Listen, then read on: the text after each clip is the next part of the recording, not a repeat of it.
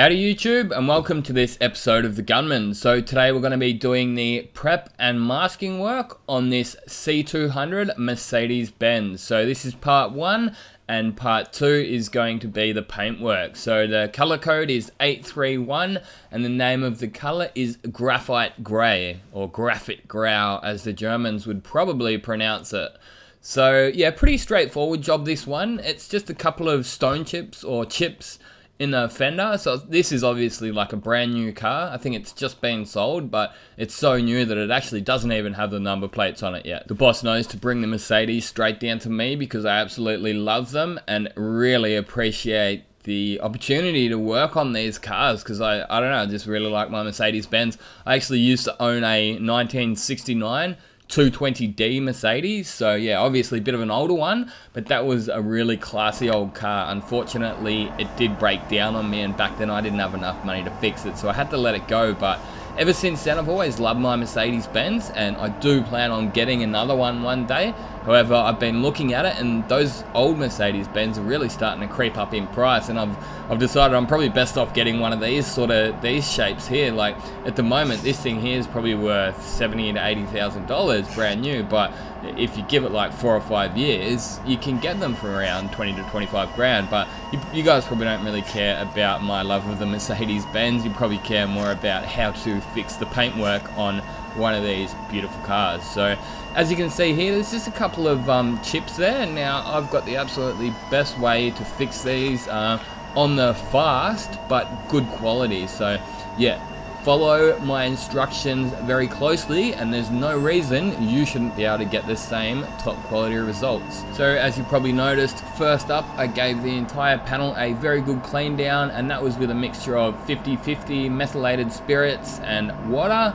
I then gave it a quick blow down just to get any of the residual water or liquid that was left on the panel, just to get that off. And then straight away, before I even started doing any prep work at all, I just put a nice fresh clean piece of plastic over the entire vehicle.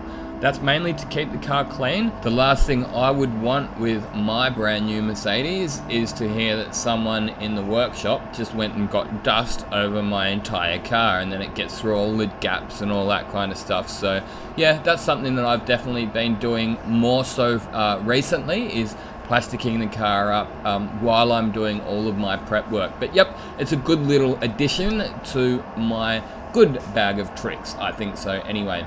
So obviously I put some knifing putty into those scratches after I gave the surrounding areas a bit of a scuff down, and you obviously noticed that I put the infrared curing lights on the 2-pack knifing putty. The reason I did that is to a couple of things really, to make it so that it dries quicker, and also make it so that the shrinking back happens before the car gets painted. Because what can happen sometimes, if you just put that knifing putty in and let it dry naturally or not long enough, it can actually continue to shrink after the paint has been applied. And yeah, if you're in a hurry, you are best off putting the lights on it for 5 minutes, which I was in a hurry when I was doing this job. So I'm always in a hurry when I'm at work. I've always got to get the jobs out and get the next one in. But yeah, if I wasn't in a hurry, I'd probably leave it maybe 15 minutes to half an hour before I started sanding it, and you'd probably be pretty right, depending on obviously the temperature of the day. The warmer the day, the faster the knifing putty is going to dry, obviously. So just something to keep in mind, that the infrared lights do actually help cure it. So you really do want it as dry as possible before you apply your color and your clear coat. So while I was waiting for that to dry, I did go and get the Specular, which is that camera that you saw me placing on the bonnet or the hood of the car before. Now what that is a camera. I think it's actually got 3 or 5 cameras inside that machine. So it'll take a photo of the face and then the flip and the flop of the color. So it'll actually read the size of the flake of the metallic, and it'll read the tone of the color as well. You'll then go and plug that camera into the computer. You'll type the paint code in, scan the database for all of the variants that are in there, and then because you've actually taken a photo of what is on the car itself, it will actually shade it for you. And it's one of those things that the Specular is, which is what that camera is called, is only as good as the user, and it does take a little bit of getting used to, but I've been using them for quite a long time now, and I think they're quite a handy tool. But look, I do actually have a separate video on how to use the Standox Specular photometer. Acquire is actually the brand, but yeah, the paint system is Standox solvent, which I'm using here. It's actually not going to be too long until we switch over to Stando Blue, which is the Standox waterborne line of paint. So Stando Blue is actually exactly the same stuff as Spee's Hecker water and Chromax Pro water, so it's just got a different label on it, that's all it is. So yeah, this color here was just a little bit dark. You probably noticed a couple of minutes ago when I was looking at that first color card, it looked a little bit dark. So from memory, I'm testing my memory now, I think it was just a little bit of white pearl that I had to put into it, and maybe a little bit of violet or a bit of red or something like that. But yeah, look, I painted this car about 2 weeks ago, so sorry, but I can't remember exactly what I put into it.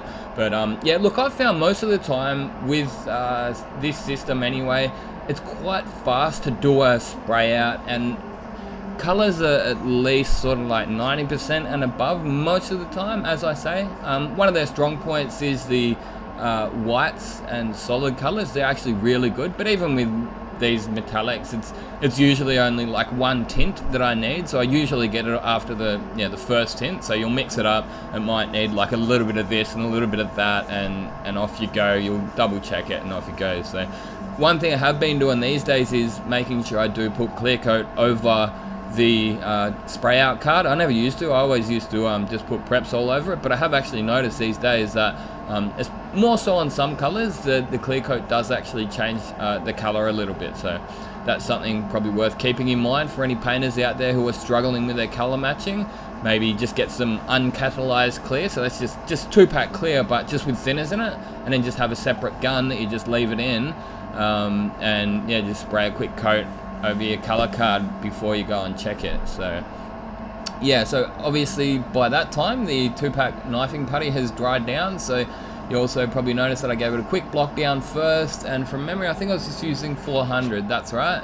You could go say 320, but for a repair this size you wouldn't want to go much coarser than 320.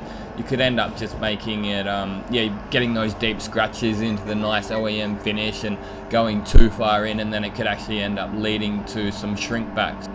And the next step is to put some UV cured primer down. So obviously you don't have to use UV primer, but these days I absolutely love the UV primer. I totally swear by it. It does save us a lot of time in this workshop.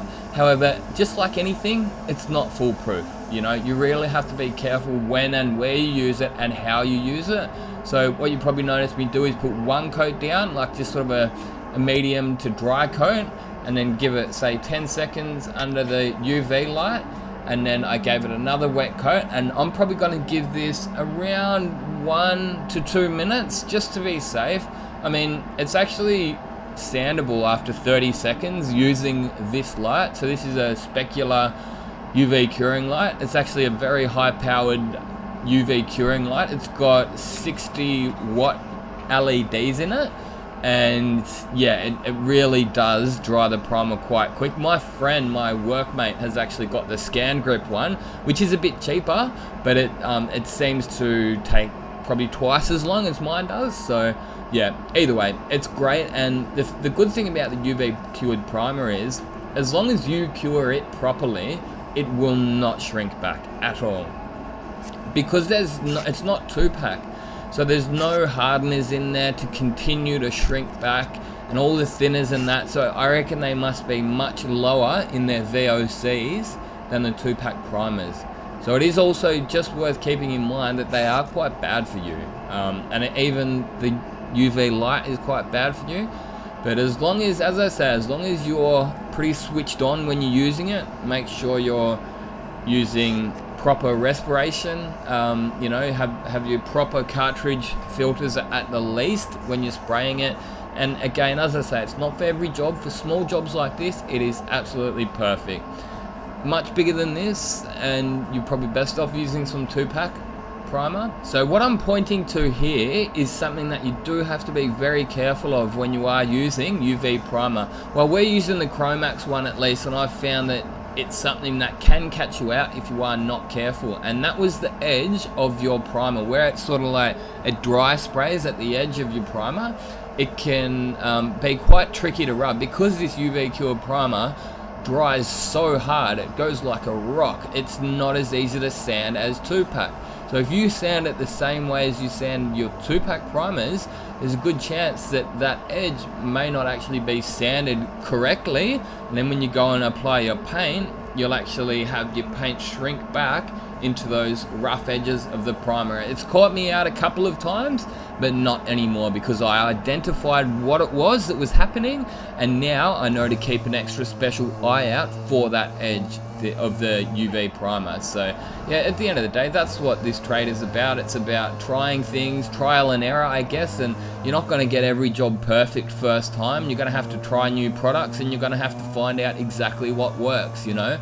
And yeah, another thing, even just like using the infrared curing lights, I've found that you can actually get your panels relatively safely up to 100 and even 110 degrees. Like I've got primer, 2-pack primer up to 110 degrees. I know it sounds insanely high, but as long as it's mostly cured, you're pretty fine. So you wouldn't go and get fresh primer that's just been applied up to 100 or 110, but as long as it's sort of like mainly cured, as long as like it's touch dry and you can get your thumb and push it onto the primer without actually leaving any sort of thumbprint, so as long as it's sort of like that cured, you are pretty right with it. But again, that's one of those things that some primers will be different than others, and you just got to find exactly how each one's going to react. And a lot of that is by trial and error, you know. You're just going to read what something says and then just take everyone's word for it, like, because even sometimes the manufacturers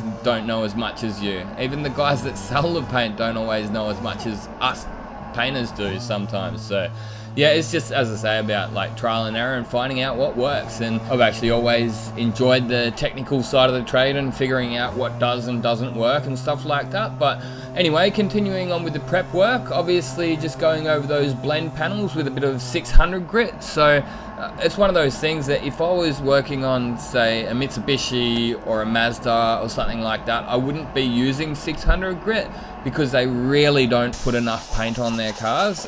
Whereas most European vehicles, they must use like a full HS or low VOC clear coat, and they just pound it on. They get a nice amount of material on. Yeah, whereas a lot of the Japanese cars, it just seems like they're all done on the cheap, and they really don't put enough paint on their cars. And yeah, that's really probably amplified, especially here in Western Australia, by the fact that, you know, 5-year-old cars have just got no paint left on them because it's just been baked off by the UV rays of our sun. You obviously do have to be pretty careful with that orbital sander, even if you are working on your European cars, because you can still cut through. But yeah, once I got the orbital sanding done, actually going around the edges with a piece of 800 grit. These are the Norton softback sanding sponges, and then halfway through sanding this panel, I remembered that Adura, the guys from Axalta, they've got like their own little abrasives and sort of ancillary products brand, which is called Adura. And yeah, they sent out a few samples, and they've got this new system, and it's got like A, B, C, D, E. So they're trying to sort of like simplify, I guess, the sanding grits. And what this is like equivalent to 800, from 800 to like 1000 grit softback sanding sponge, and I found it worked quite good, you know. I'm going to get a full box of them out and see how they go.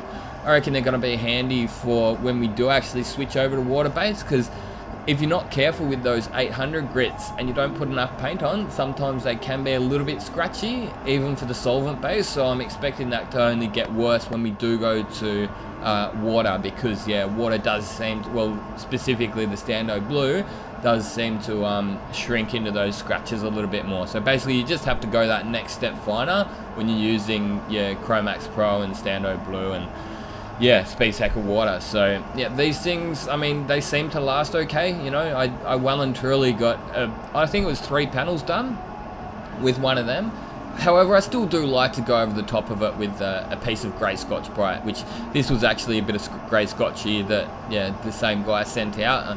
I did tell him, I said, oh man, I've used some other ScotchBrites before, but I'm yet to use one that is sort of like anywhere near as good as 3M. I mean, they do the job, but probably one of those things that, like, if I was a boss and I knew that my employees like used one bit of Scotchy per panel no matter what, and they didn't reuse them, then I'd probably get the cheaper one, because yeah, at the end of the day, like, yeah, a bit of cheap Scotchy is still going to do one panel, and a good bit of Scotchy is probably going to do 3 if you want it to. But if you're lazy and you just don't care about material usage, well, yeah, you're just going to use one per panel, obviously, aren't you? And you're going to throw it out and get a new one for the next panel. So yeah, I don't know, that's one thing I recommend to you guys, like everyone out there in painter land. Just keep an eye on your material usage. Don't just don't treat it as if someone else is paying for it, you know. I mean, I know they are, but like if you have the attitude of, oh, you know, that's coming out of my paycheck, well then you're gonna treat other people's things with a bit more respect, and it does get noticed. That's one thing that a lot of guys that probably more so like early in their trade when they're apprentices, they might think they get away with something if you've been a little bit slack one day, you know. You might get away with it. The boss might not say anything. It doesn't mean that they don't know what's going on. They look at the big picture. They'll say, okay, well, we gave him this job at 8 o'clock in the morning. It's 4 o'clock in the afternoon and he still hasn't even sanded the side of a car down. Now, you don't need to be watched all day every day for the boss to know that you're working slowly. And then when it comes time that you turn tradesman and you want to stay on at that shop, the boss knows that you're a bit of a lazy prick, and he knows that he's going to have to pay you at least minimum wage. And if you're not making profit for him, he's going to say, yeah, well, you know what, mate, we don't need you here anymore. You know, we're going to get someone else as a young guy that might be a little bit more enthusiastic than you. So yeah, on the other hand of things, if you got given that side of the car as our example from before, and you got it done before lunchtime, and then you jumped on the prime ups, got them done before 4 o'clock, well, then you're on the other side of things. They'd look at it as say, well, we can't afford to lose this guy. His work is too good, and he does too much work for us to lose him. We're going to pay a little bit more for him, you know. So yeah, that's the way I've always looked at it. The better you are, the more you're worth, you know what I mean? The more you're worth to yourself and also to your boss. But all that aside, I hope you guys have enjoyed watching this video. I know I did get a little bit off topic, but hopefully the on-screen prompts help you follow along exactly what I was doing. I do apologize if I can't get back to everyone's comments these days. I am a pretty busy man, inside and outside of work, and I know most of you do appreciate the time and effort I do put into making these videos for you guys. But on the other side, I enjoy making them. I always actually get like a good feeling of accomplishment once I sit down, edit a video up, get the narration done. I actually quite enjoy it, and then when I get to see the enjoyment that you guys get out of it when it actually gets published, then it just adds to it. So yeah, look, I'd like to say thanks. We've got a great community here. And until next time, get out there and paint some shit. Gunman out.